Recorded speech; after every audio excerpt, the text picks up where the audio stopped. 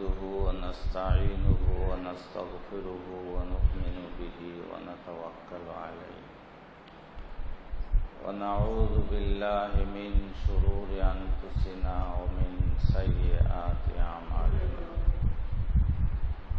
من يهده الله فلا مضل له ومن يضلله فلا هادي له وأشهد أن لا إله إلا الله وحده لا شريك له وأشهد أن سيدنا ونبينا وشفيعنا وحبيبنا ومولانا محمدا عبده ورسوله أرسله الله تعالى إلى الناس كافة بشيرا ونذيرا وداعيا إلى الله بإذنه وسراجا منيرا أما بعد فقد قال الله تعالى في كلامه المجيد ونفخ في الصور فإذا هم من الأجداث إلى ربهم ينسلون قالوا يا ويلنا من بعثنا من مرقدنا هذا ما وعد الرحمن وصدق المرسلون صدق الله المولانا العظيم اللهم صل على سيدنا محمد صلى الله تعالى عليه اللهم صل على وسلم كما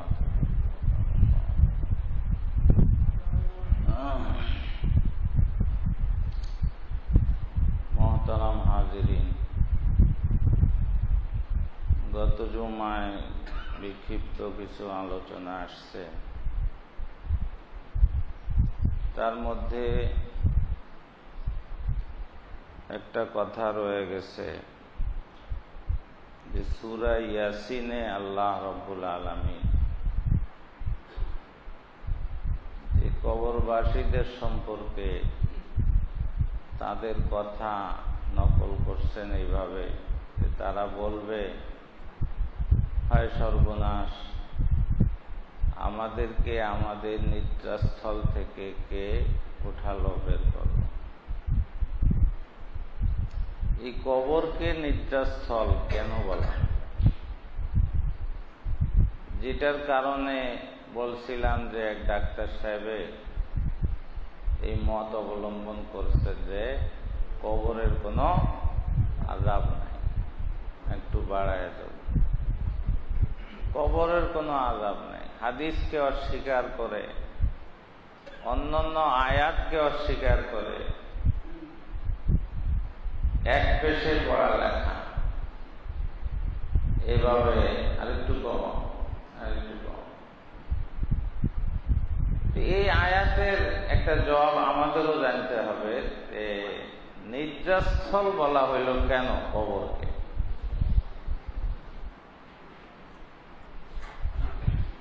বিভিন্ন ব্যাখ্যা দেওয়া হয়েছে, তার মধ্যে এটাও একটা ব্যাখ্যা। অনেক তাবেঈ থেকে বর্ণিত আছে সহিহ সূত্রে, সনদে। ওনারা বলেছেন যে দুইবার যে সিংহা ফু দেওয়া হবে, এই প্রথম সিংহা থেকে দ্বিতীয় সিংহায় ফু দেওয়া পর্যন্ত এই সময়টা কারো কোনো শাস্তি হবে না। এই সময়টা এইভাবে কেটে যাবে, ঘুমের মধ্যে সবার, মুমিন হোক কাফের হোক, প্রথম সিংহা ফু দেওয়ার পরে সব লন্ডভন্ড হয়ে সব খতম হয়ে যাবে। তখন আর এই পৃথিবী নামের কোনো কিছু থাকবে না, সব শেষ। চন্দ্র, সূর্য, গ্রহ, নক্ষত্র, খালি পৃথিবী না, গোটা বিশ্ব, সব গ্রহ, নক্ষত্র, নিহারিকা পুঞ্জ, সব সব লয় প্রাপ্ত হবে, ধ্বংস হয়ে যাবে। আর দ্বিতীয়বার যখন সিংহায় ফু দেওয়া হবে তখন আবার হাসরের ময়দানের জন্য সবাই উঠতে থাকে। এই যে মধ্যবর্তী সময়টা, এই মধ্যবর্তী সময়ে এরা সবাই, এই সময় কোনো আযাব হবে না, এই সময় সবাই কবরে ঘুমায় থাকবে। ওইটাই এরা বলবে মাম বা'আসানা মিন মারকাদিনা, আমাদের নিদ্রাস্থল থেকে আমাদেরকে কে উঠালো। তো নিদ্রাস্থল এই হিসাবে বলা হচ্ছে, এর অর্থ এই নয় যে সারা কবরের পুরা জমানায় তার উপরে কোনো শাস্তি হবে না। যারা কাফের মুশরিক এবং ঈমান আনছে কিন্তু নাফরমানি, কবিরা গুনাহ এইসব অহরহ করছে, এদের শাস্তি হবে না, এরকম কোনো কথা নেই। বরং কোরআন ও হাদিস এটাই বলে যে শাস্তি হবে, হয়। সুতরাং এই একটা আয়াতের একটা শব্দকে কেন্দ্র করে এরকম কথা বলার সুযোগ নাই যে কবরে কোনো শাস্তি নাই। আরেকটা কথা বলছিলাম যে নামাজে দাঁড়ানোর পদ্ধতি, যে পা স্বাভাবিকভাবে পা রাখবে, বেশি ফাঁকও করবে না, আবার একদম লাগায়ও দেবে না।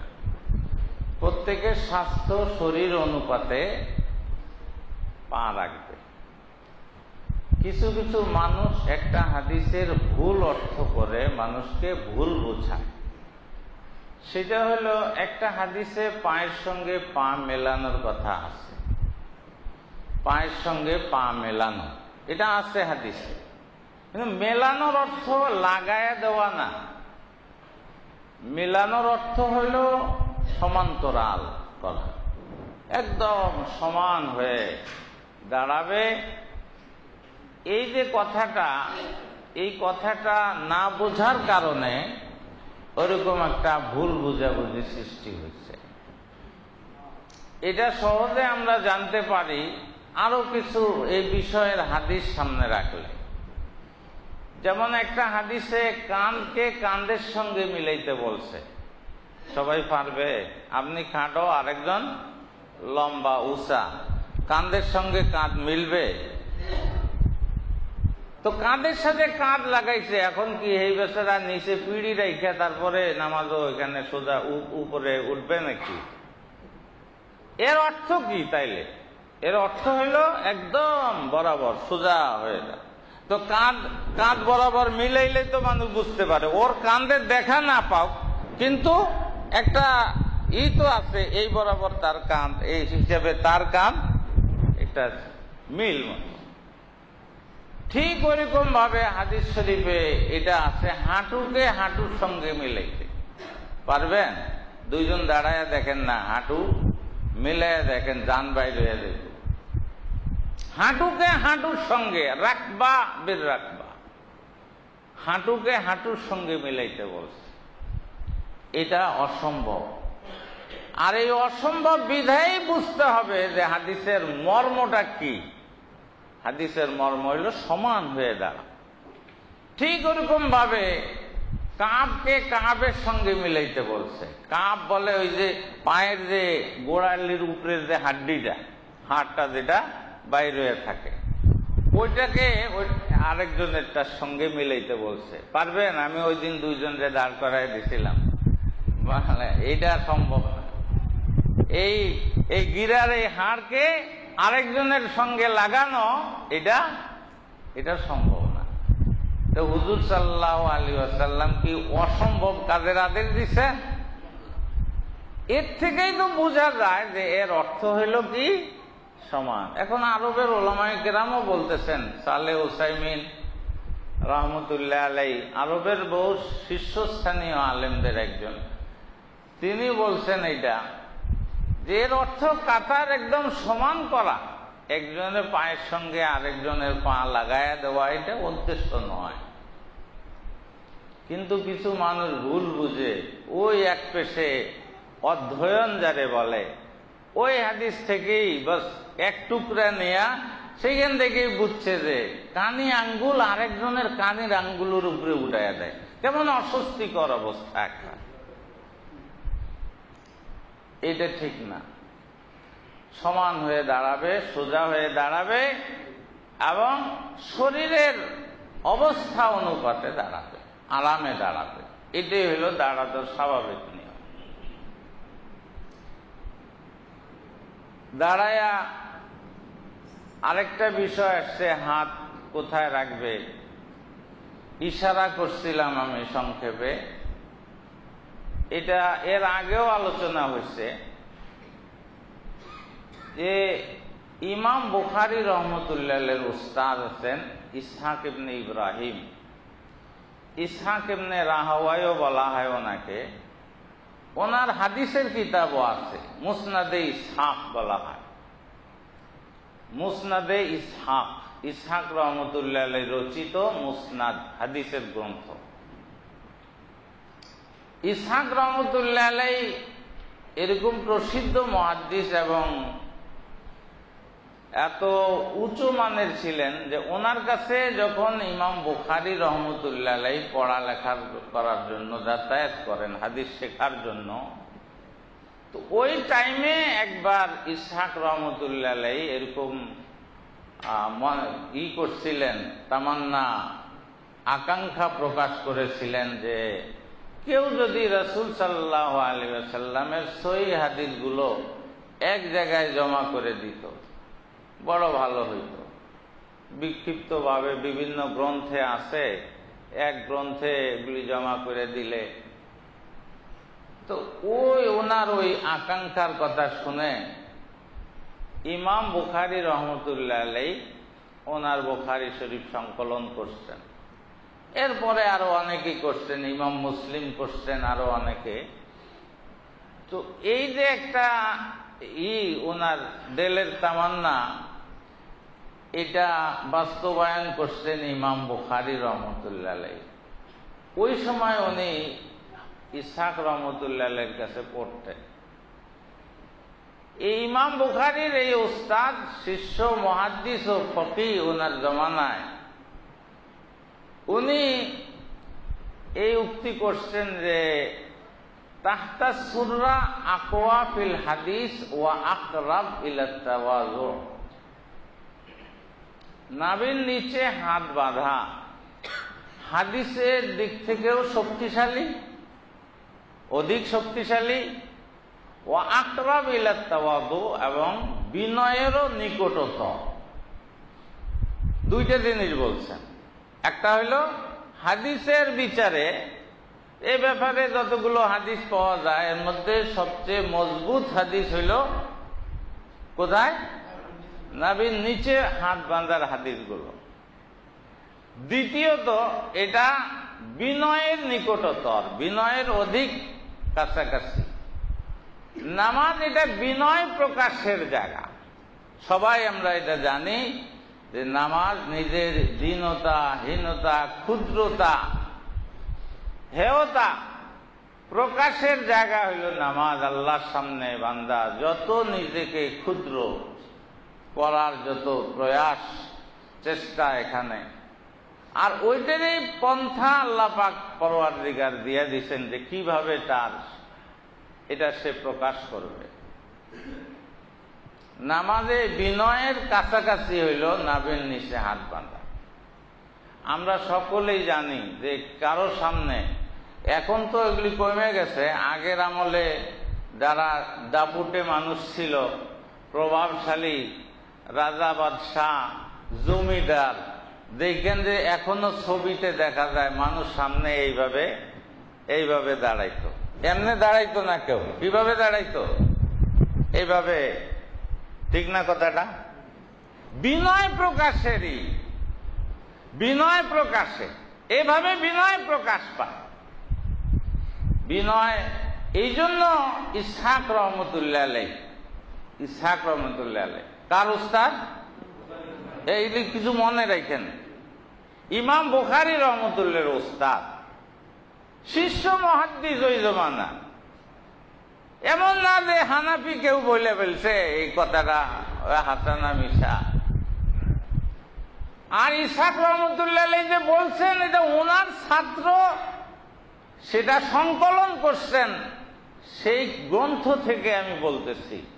মাসাইলু আহমদ ওয়া ইসহাক, ইমাম আহমদ এবং ইসহাকের মসলাগুলিকে মৌখিকভাবে জিজ্ঞেস করছেন আর উত্তর দিচ্ছেন, ওগুলিকে ওনার ছাত্ররা লিখছেন। সেই কিতাবের থেকে আমি বলতেছি, এটা না যে এটা কথা হুজুর এটার কোনো প্রমাণ আছে নাকি, না না, এরকম প্রমাণ ছাড়া কথা না। এটা ইসহাক রহমতুল্লাহ বলেছেন আর তার ছাত্র এটা সংকলন করে লিখছেন সেই কিতাব। আকরাব ইলা তাওয়াজু, তাওয়াজুয়ের বিনয়ের নিকটতর। এটা ভালো করে খেয়াল করেন যে নামাজে বিনয়টা কিভাবে বেশি প্রকাশ পায়। আপনার মনেও এই সাক্ষ্য দেবে যে নাভির নিচে এটাই বিনয় প্রকাশ হয়ে, এটাই বিনয় প্রকাশ। এইভাবেই মানুষ যুগে যুগে বিনয় প্রকাশ করছে।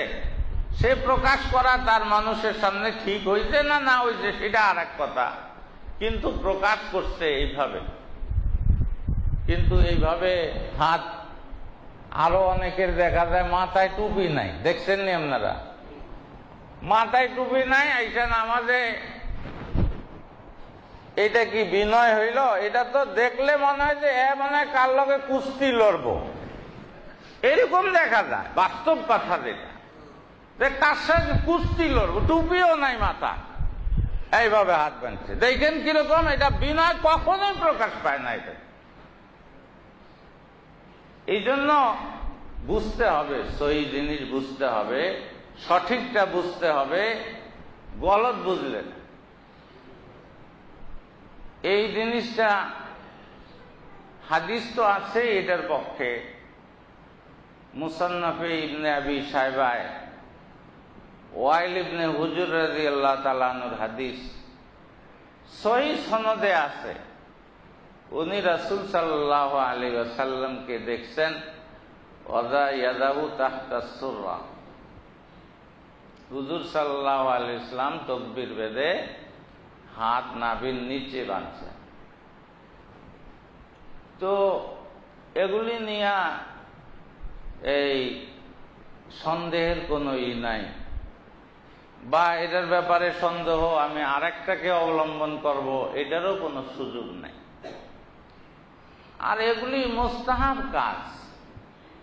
মুস্তাহাব কাজ নিয়ে এরকম কোন সময় এই ধরনের করতে নাই যে আমি এটা বুঝি ঠিক না, এটা পরিহার করলাম আরেকটারে ধরলাম না। আমাকে ভালোভাবে বুঝতে হবে এবং উল্টা কেউ বুঝাইলে আজকে দেখলাম এক লামাযাবি এক মাওলানা সাহেবে ইমাম আবু দাউদ রহমতুল্লাহ আলাইহি সম্পর্কে লিখছে যে উনি বুকের উপরে হাত বাঁধার হাদিসকে সহিহ বলছেন। একদম মিথ্যা কথা, এতগুলি মানুষের সামনে বলতেছি, একদম মিথ্যা কথা। ইমাম আবু দাউদ এই হাদিসটা আনছেন, আইনা কোনো মন্তব্য করেন নাই। ভদ্রলোক এতেই মনে করছে ইমাম আবু দাউদ এটাকে সহিহ বলছে। তো এতে মনে করার এ ব্যাপারে তো মূল নীতি ওলামায়ে কেরাম দিচ্ছেন যে ইমাম আবু দাউদ কোন হাদিসের ব্যাপারে নীরবতা অবলম্বন করলে, নীরবতা মানে অনেক সময় উনি হাদিস আইনা মন্তব্য করেন এই হাদিসটা কেমন।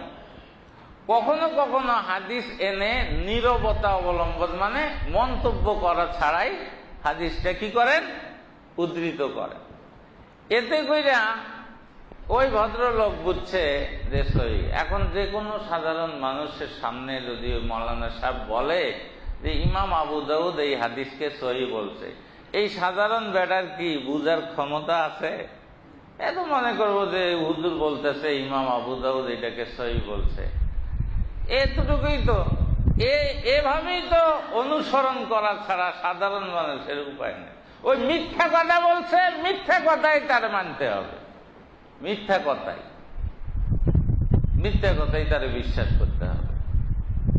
অথচ মুহাদ্দিসিন যারা ইমাম আবু দাউদের পরে, ওনারা এই কথা বলছেন যে ইমাম আবু দাউদ কোন হাদিসের ব্যাপারে নীরবতা অবলম্বন করলে এটা বিভিন্ন মানের হয় হাদিস, কখনো সহিহ হয়, কখনো হাসান, সহির নিচের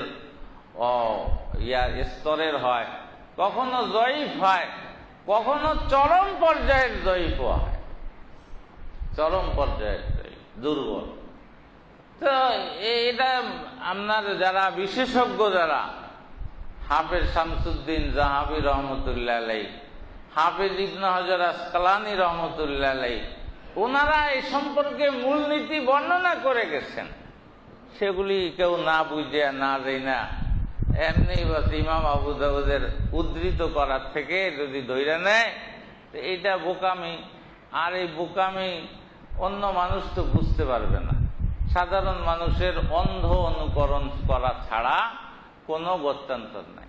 হয় ওর করবে, না হয় আমার করবে, কারো না কারো তার করতেই হবে। এছাড়া যে যেমনি বুঝায় সে তারে সেইভাবেই তার বুঝতে, এছাড়া তার ওইটা আর যাচাই করে দেখার উপায় নাই যে ইমাম আবু দাউদ এটা আসলেই সহি বলছেন কিনা।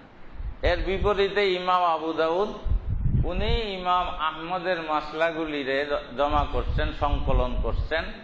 যেমন আরেক ছাত্র ইসহাক ইবনে মনসুর আল কাউসাজ, উনি সংকলন করছেন আগে যেটা বললাম নাভির নিচে হাত বান্ধার ব্যাপারে ইসহাক রহমতুল্লাহ আলাইহির যে মন্তব্য, ওইটা উনি উল্লেখ করছেন। উস্তাদের নামও ইসহাক, যিনি সংকলন করছে তার নামও ইসহাক। একজনের বাবার নাম হইল ইব্রাহিম, ওস্তাদের নাম ইসহাক, তার বাবার নাম ইব্রাহিম, ইসহাক ইবনে ইব্রাহিম। আর শাগরিদের নাম হইল ইসহাক ইবনে মনসুর। তো ইনি ওনার উস্তাদের মাসাইল সংকলন করছেন, তৎসঙ্গে ইমাম আহমদ ইবনে হাম্বল রহমতুল্লাহ আলাইহির মাসাইলও সংকলন। আর ইমাম আবু দাউদ ইমাম আহমদের ছাত্র।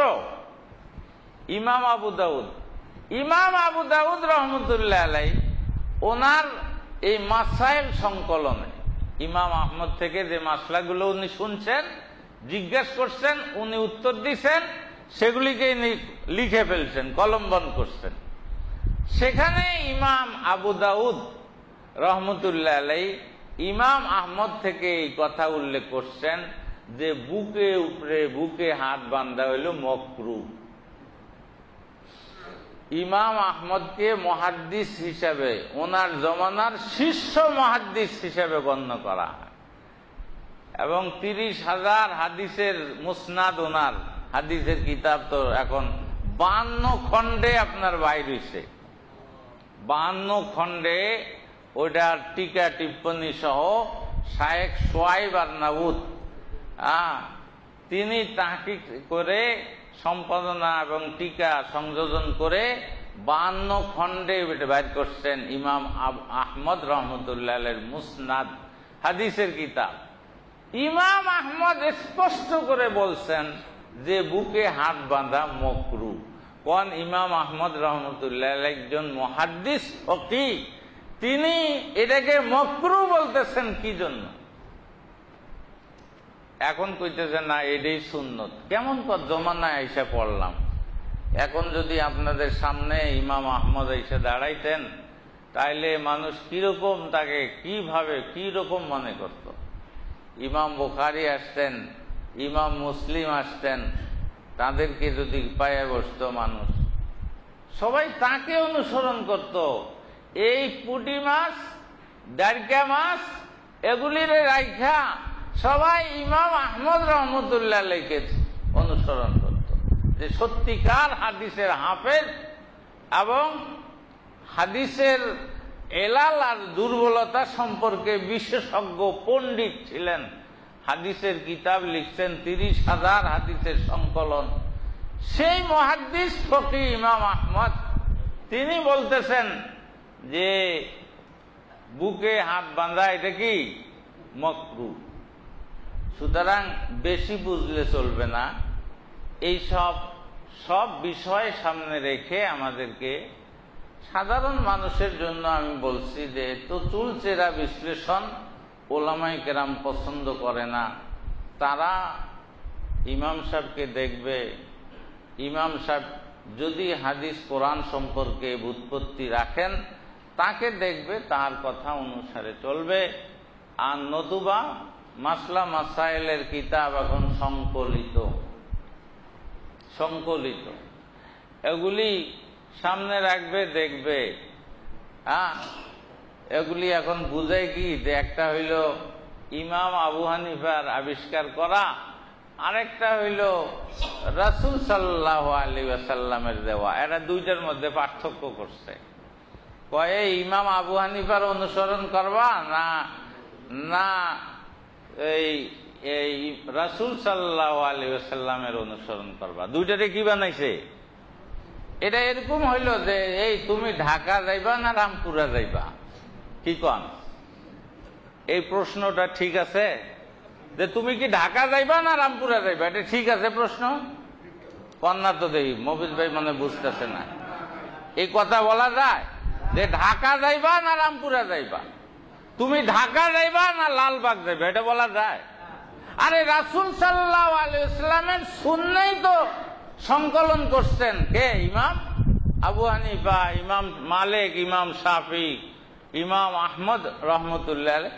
ছোট্ট খাট্ট এই আছে দ্বিমত পার্থক্য সামান্য, এগুলি তো হইল ইজতিহাদি মাসাইল, যেগুলি ইজতিহাদ করতে গিয়া ওনারা গবেষণা করতে গিয়া সামান্য হইছে হবে। এটা তো জরুরি। এইসব বিষয়ে যখনই ইজতিহাদের মাসলা আসে তখনই মতভেদ হয়েই যাবে। রাসূল সাল্লাল্লাহু আলাইহি বুখারী শরীফের হাদিসে আছে, হুজুর বললেন যে তোমরা এক জমাত পাঠাইলেন বনু কুরাইজা যাওয়ার জন্য। কুরাইজার ওদের সাথে যুদ্ধ হবে, তো এনাদেরকে বলে দিলেন যে তোমরা বনু কুরাইজায় গিয়া আসর পড়বে, বনু কুরাইজায় গিয়া আসর পড়বে।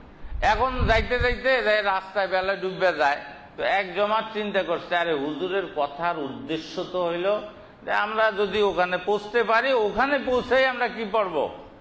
আসর পড়ব। এখন যখন পৌঁছতে পারতেছি না, এদিকে আল্লাহ পাকের হুকুম আছে যথাসময়ে কি করা? নামাজ পড়া। তো হুজুরের তো এটা নিষেধ নাই যে ওনারা রাস্তায় পড়ে নেয়। আরেক জমাত দুই ভাগ হয়ে গেছে। আরেক জমাত বলে না, হুজুরে যা বলছেন আমরা তাই করব। হুজুরে বলছেন ওখানে যেয়ে আসর পড়তে, আমরা ওখানে কি গিয়ে আসর পড়ব।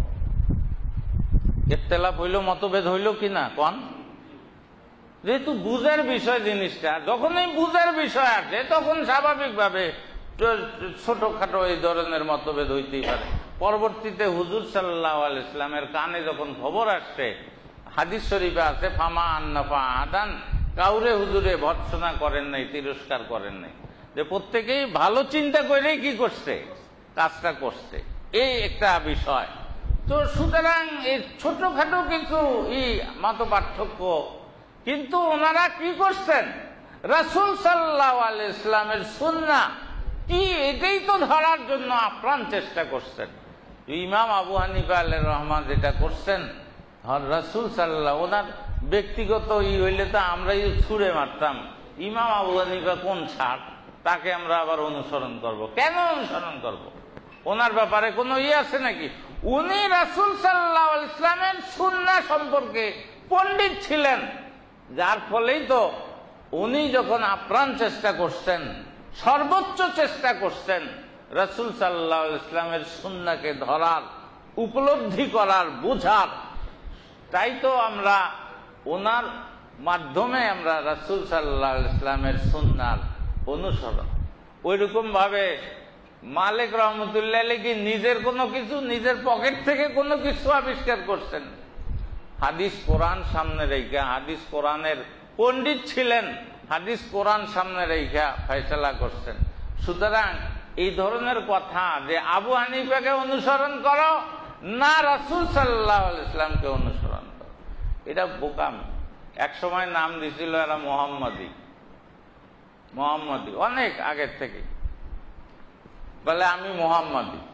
মোহাম্মদী মানে মুহাম্মদুর রাসূলুল্লাহ সাল্লাল্লাহু আলাইহি ওয়াসাল্লামের অনুসরণ।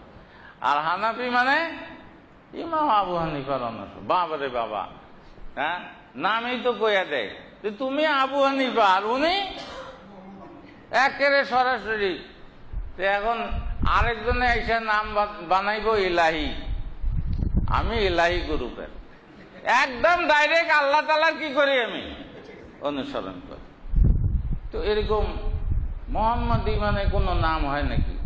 মুহাম্মদী রাসূল সাল্লাল্লাহু আলাইহি ওয়াসাল্লামকেই ধরার জন্য, অনুসরণ করার জন্য সবাই প্রাণান্তকর চেষ্টা, সবারই টার্গেট হইল রাসূল সাল্লাল্লাহু আলাইহি ওয়াসাল্লাম। কোন আলেমের যদি বুঝে যায় রাসূল সাল্লাল্লাহু আলাইহি ওয়াসাল্লামকে রেখে তার নিজস্ব মতামত সে চালায় দিতে চায়, তো মানুষ তাকে ছুঁড়ে মারবে। তার অনুসরণ কশিন কালেও করবে না, কেউ করতে পারে না।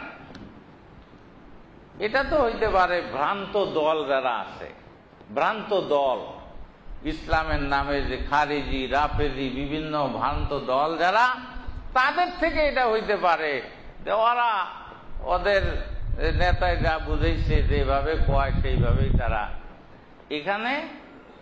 এখানে এই ধরনের কোনো সুযোগ নাই।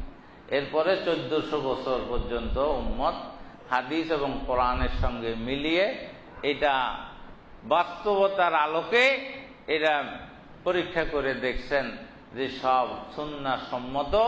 সুতরাং এখানে বিকল্প বিরূপ কোনো চিন্তা ভাবনার সুযোগ নাই, কোনো সন্দেহের কোনো সুযোগ নাই।